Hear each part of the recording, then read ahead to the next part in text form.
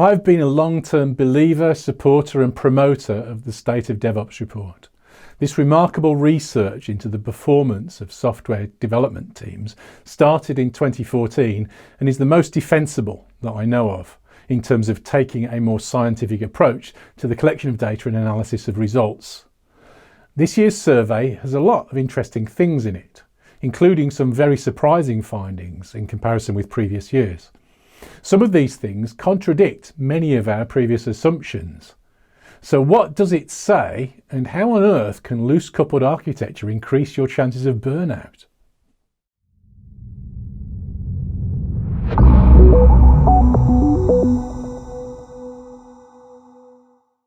Hi, I'm Dave Farley of Continuous Delivery. Welcome to my channel, and if you haven't been here before, please do hit subscribe, and if you enjoy the content today, hit like as well. I'd like to begin by thanking our sponsors, Equal Experts, Octopus, Tricentis and Transfic. They're big supporters of our channel, so please do support them by checking out the links in the description below. If you'd like to know more about how to take advantage of the things that the State of DevOps Report says, allowing you to build better software faster, take a look at some of my training courses, and in particular, my look at the principles behind continuous delivery called Better Software Faster. There's a link to that in the description below too. In this episode, I want to take a look at the findings from this year's State of DevOps Report. And while we're here, have a chat about the role of the DORA model in general and its impact on our ability to start ruling out some of the dumber ideas that we tend to suffer from in software development.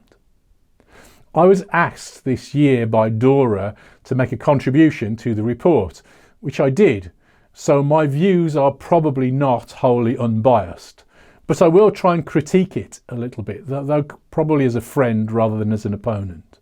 I think that the DORA metrics matter.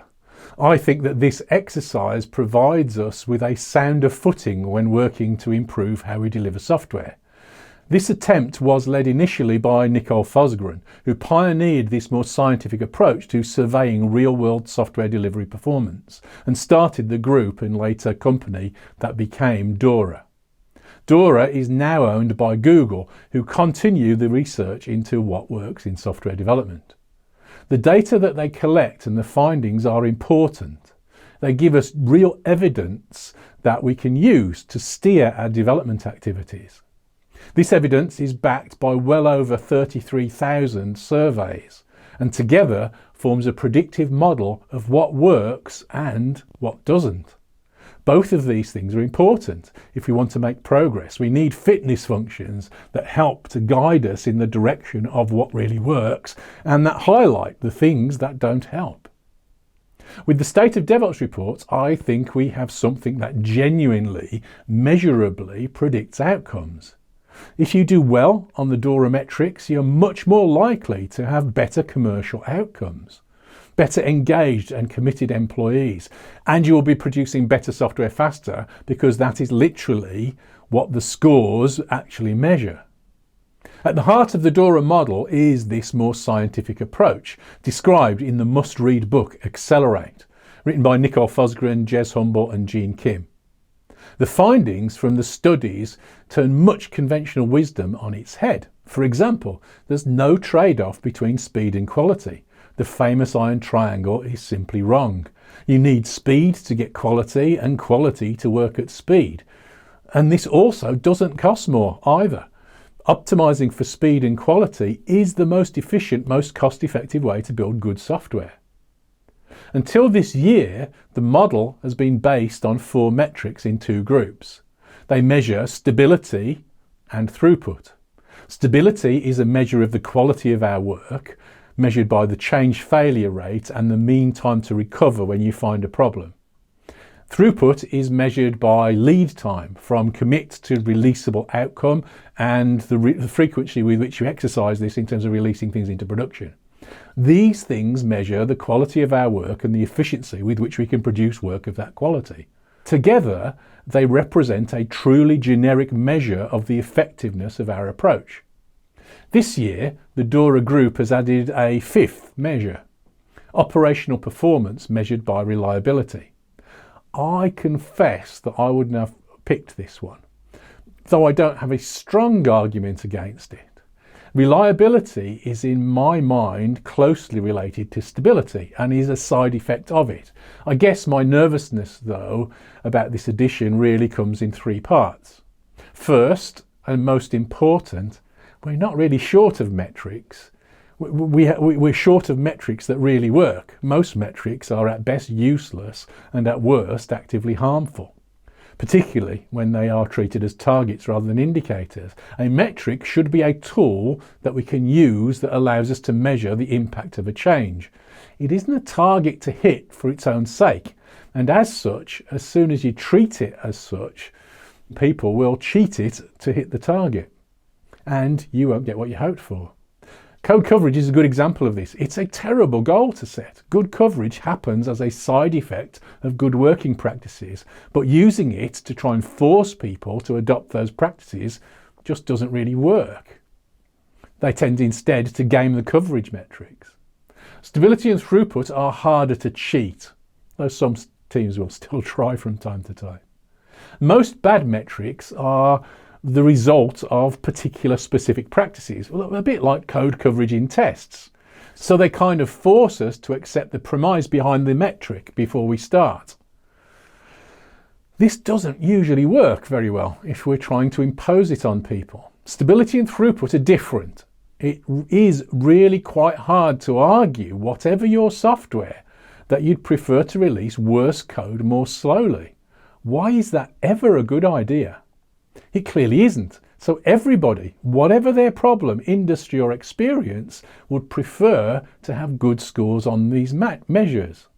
Now, we may debate about how to get there, but these are shared goals for everyone, or at least they should be. I don't see any room for debate on this really. If you do, let me know in the comments, but I warn you, I'll probably disagree. These things are the only metrics that I really trust in this category so far.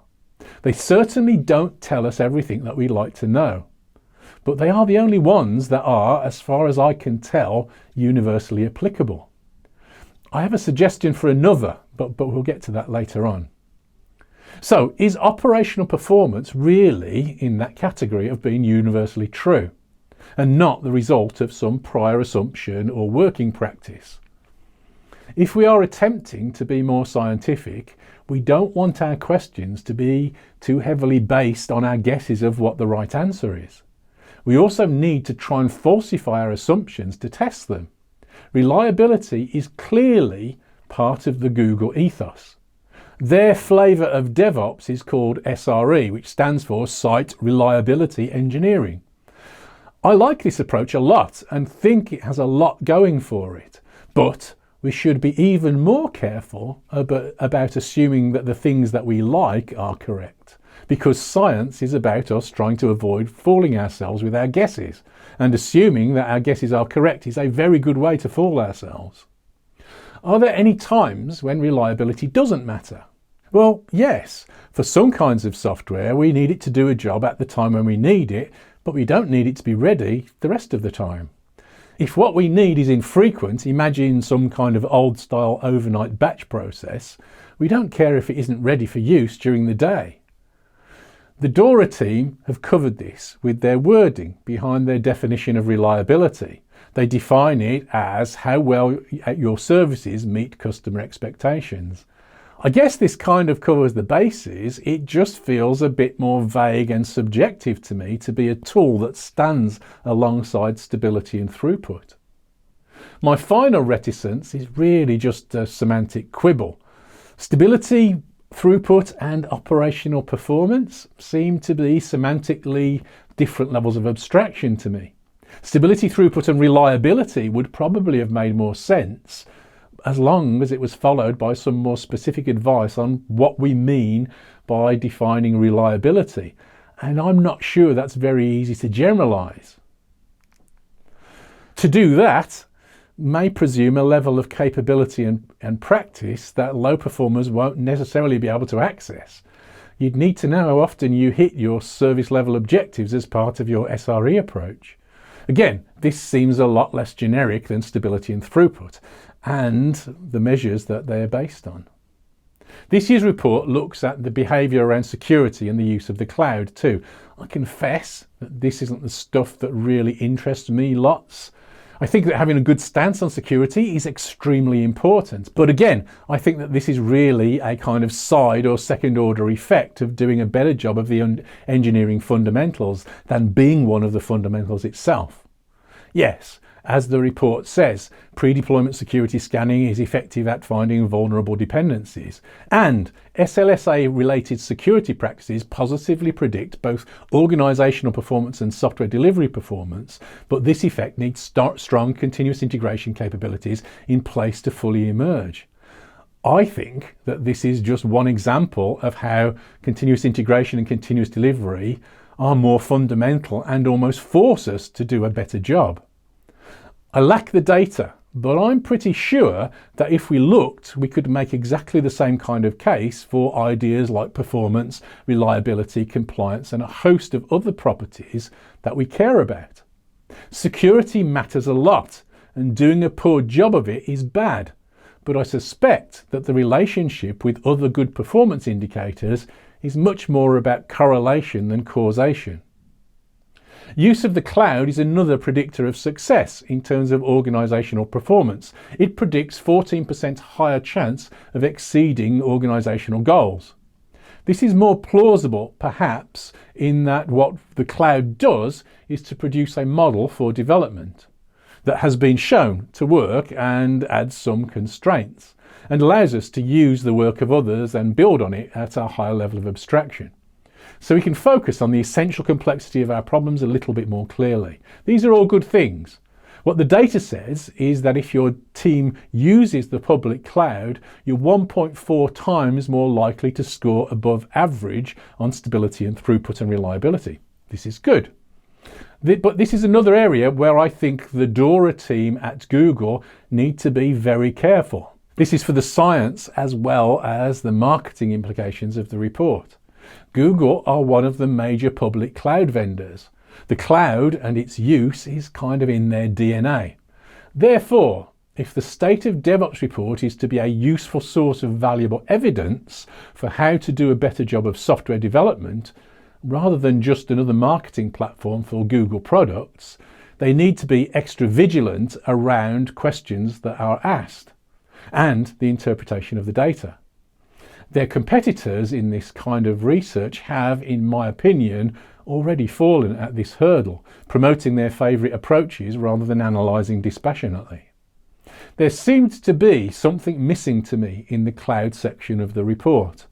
The data presented was about patterns of use of the cloud, but didn't really seem to show, unless I missed it, the impact of the cloud on stability of throughput for different kinds of teams. There seems to be an assumption that the cloud is in itself a good. That may be true, but let's see the evidence that the cloud actually helps first.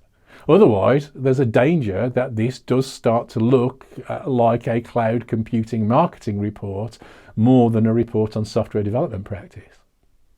We could use some comparison on those scores between organisations that used the cloud and those that didn't. Does the cloud increase the scores in stability and throughput and maybe reliability that really matter? The cloud is only one means towards improving these things. Is there a difference between teams with high scores without the cloud and teams with high scores with the cloud? Just to be clear, I'm not against the cloud.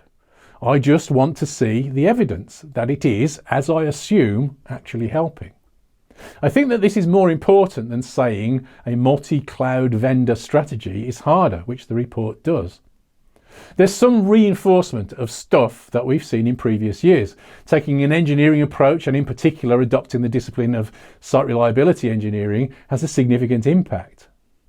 I find these results a bit confusing, if I'm honest. So I wonder if the questions need some work for next year. For example, high performers are 33% more likely to use version control than low performers, 39% more likely to practice continuous integration, and 46% more likely to practice continuous delivery. Okay, so how do you become a high performer and not practice version control? And for that matter, I think that continuous delivery is an extension of continuous integration. I find it hard to imagine continuous delivery without continuous integration at its core. And even more so, it's kind of crazy to imagine continuous delivery without version control. Weird. I assume that this is, as I said, some artifact of how the questions were asked. But the report could be a lot clearer on what these findings mean. Perhaps the more interesting findings this year, though, are the surprises.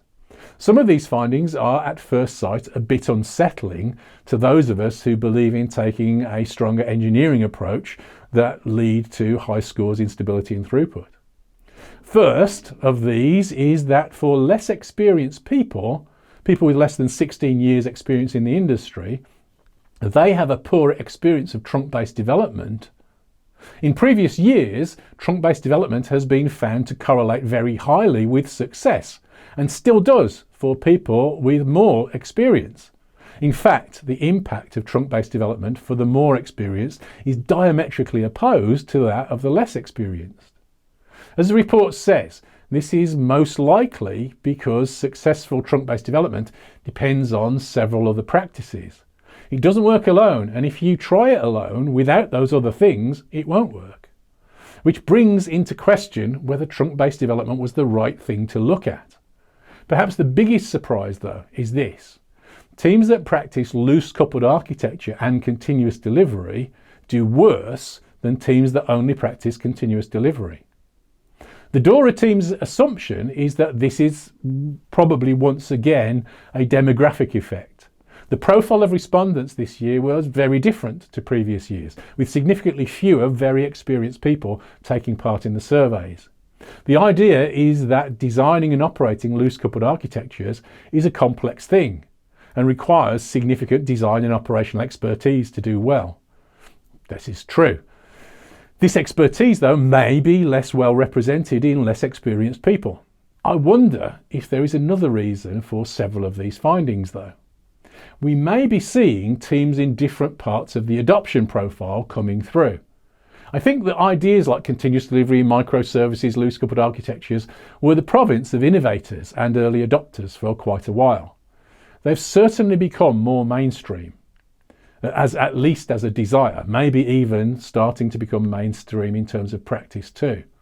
What might be happening then is the kind of semantic diffusion that often happens as ideas become more widespread and take hold. Popular ideas tend to become misunderstood and somewhat diluted. My guess is that when talking about loose coupled architecture, many respondents may have jumped to the conclusion that what's being talked about is microservices.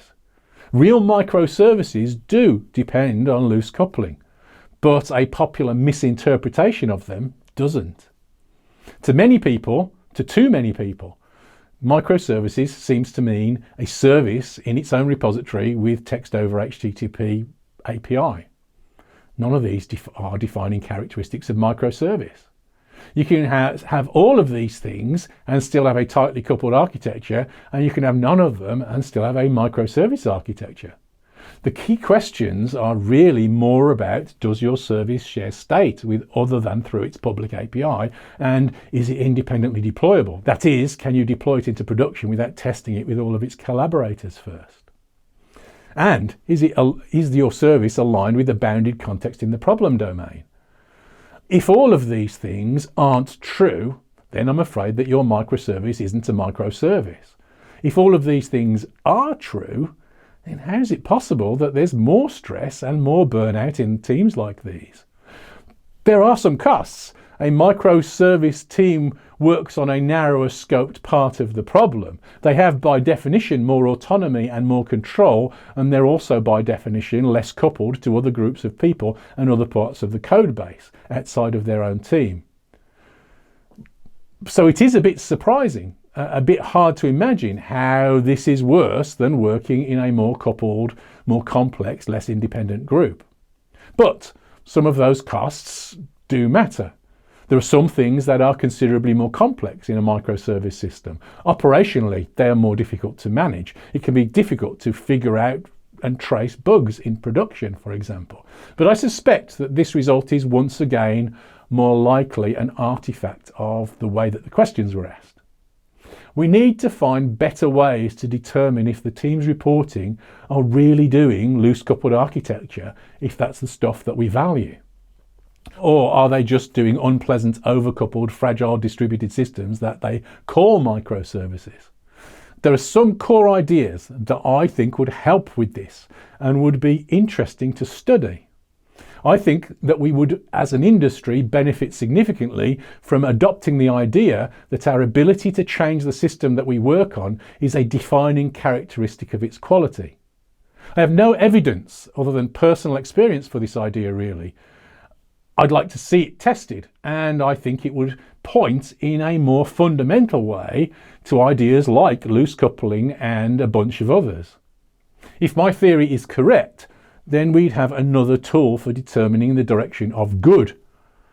Thanks to the folks at DORA for their sterling work and for inviting me to contribute this year. Please do support them by completing their surveys next year. If you want to have a say in the research, there's a DORA community group, and there's a link to that in the description below. Thanks again for watching, and if you enjoy my stuff, please do consider supporting our work on this channel by joining our Patreon community. Thank you.